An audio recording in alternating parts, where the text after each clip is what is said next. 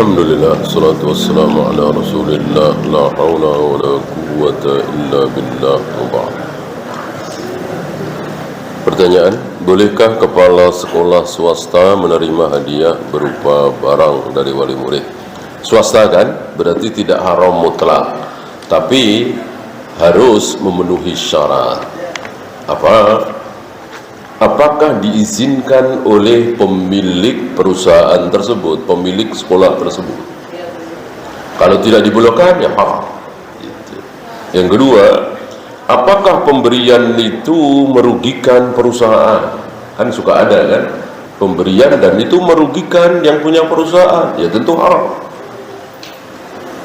Ya. Kemudian ketiga, ada unsur riswah apa tidak? Ada unsur suap apa tidak? Kalau ada unsur suap, haram. Seperti pemberian dengan memohon supaya anaknya nanti dinaikkan, dijadikan ranking sekian, jelas ini haram.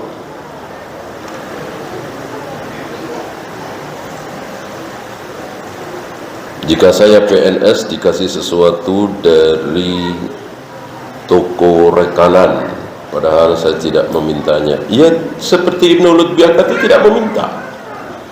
Ibnu Lutbiah tidak minta, diberi, tetap haram kalau PNS.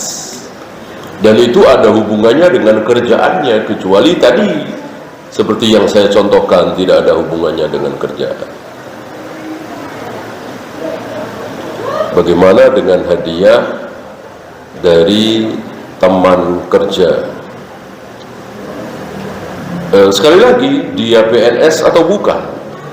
Mau teman kerja, mau siapapun, kalau ada hubungannya dengan kerjaannya tidak boleh. Ya. Misalnya, tolong kerjain kerjaan saya malas atau saya apa, saya kasih sekian, kan tidak boleh, tidak amanah itu kan.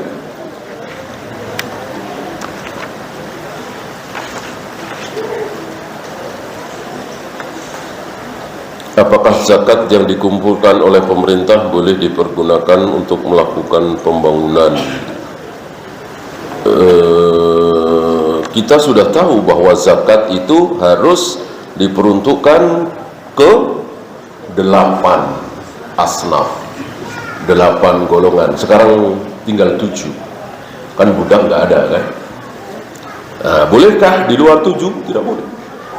Harus yang 7 itu, fakir, miskin, mu'alaf, gharib, ibnu sabil. Tidak boleh keluar dari yang 7 itu.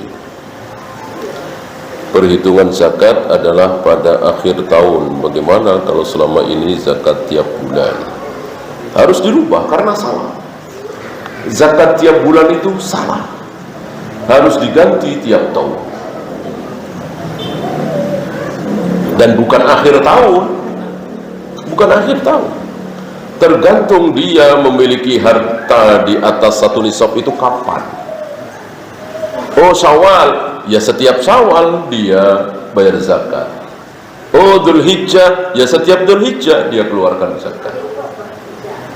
Oh Rajab, ya setiap Rajab dia keluarkan zakat. Dengan bulan Hijriah lebih aman.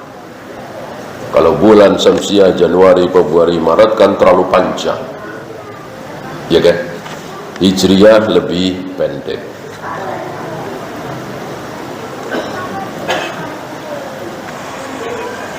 Bila kita safar 7 hari, bolehkah kita tetap sholat jamaah di masjid atau tetap mengqashar sholat? Mana yang mudah? Mana yang mudah? Seandainya terlalu berat untuk ke masjid, ya lebih baik di rumah dan qashar. Kalau ke masjid karena memang terlalu dekat, seperti kita ada keutamaan seperti kita di Masjid Nabawi, Masjidil Haram, ya ikut sholat berjamaah, tentu tidak qashar. Harus ikut imam setempat. Jika kita sudah menjelaskan hukum waris sesuai An-Nisa ayat 11-12, tapi saudara kita tidak mau melakukan sesuai dengan ayat tersebut, bagaimana. Yang penting kita sudah memberitahu, yang penting kita sudah menyampaikan. Dan seandainya nanti dibagi tidak sesuai dengan ayat ini, maka kita harus ngitung sendiri. Kita harus ngitung sendiri sesuai dengan An-Nisa ayat 11-12 ini. Misalnya antum sebagai anak laki-laki dapat 10 juta misalnya. Nah, ternyata dalam prakteknya dapat 15 juta. Karena tidak memakai kaidah surat An-Nisa tadi. Ya tentu yang 5 juta bukan hak antum. Apa antum memberikan ke mana yang sekiranya kurang? Pasti kan antum ngambil hak dari yang lain kan? Gitu. Bersedekah untuk orang yang ketinggalan sholat jahar, apakah harus dijahar? Iya. Mana dalil? Kalau Abu Bakar sepertinya sholat sir ya, dalil yang Abu Bakar. Yang sholat jahar, sholat isya siapa? Mu'ad bin Jabal. Setelah Mu'ad bin Jabal ikut sholat berjamaah bersama Nabi alaihi salatu wassalam, Mu'ad pulang sholat lagi mengimami kampungnya, orang-orang di kampungnya dengan bacaan yang panjang itu dan menjadi fitnah itu. Berarti jahat. Wallahu a'lam. Ya, itu saja. Subhanakallahumma bihamdika asyhadu an la ilaha illa anta astaghfiruka wa atubu ilaik. Assalamualaikum warahmatullahi wabarakatuh.